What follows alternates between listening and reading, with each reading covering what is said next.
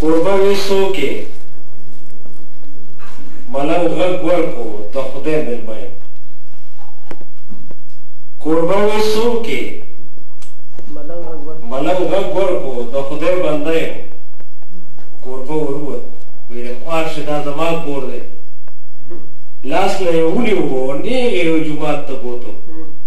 ورته یې وې د خدای بنده د خدای خدا کور دی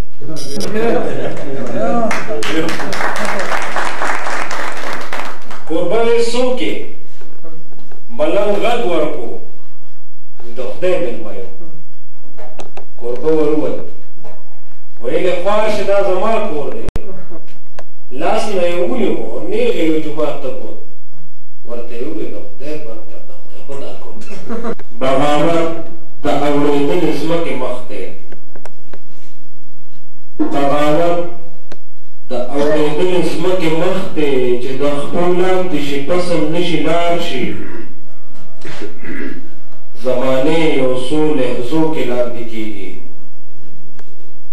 زمانې یو څو لحظو کې لاندې کېږي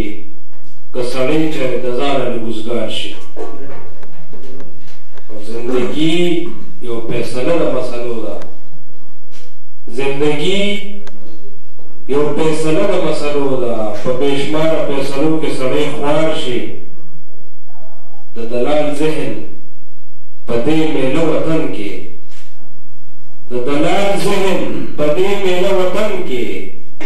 یقین نه دی چې صادق پکې هوښیار شي دا دویم شعر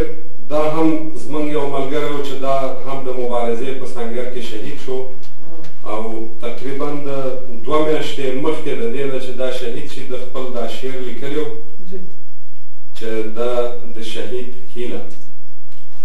شهادت مې د آزاد ژوندون چلند دی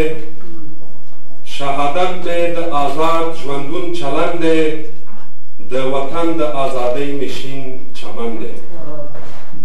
په اوبو مې خوشې مه لمبوئ تاسې په اوبو مې خوشې مه لمبوئ تاسې لمبولی ما په خپلو وینو وطن دی په اوبو مې خوشې مه لمبوئ تاسې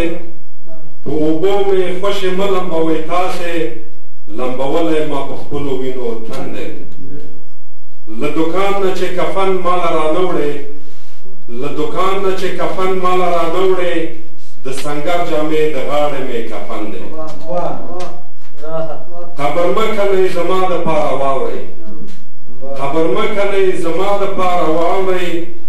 دښمن ناپالم بم لره مدفن دی د خیرات څښاک حاجت پاتې نه دی د خیرات څښاک حاجت پاتې نه دی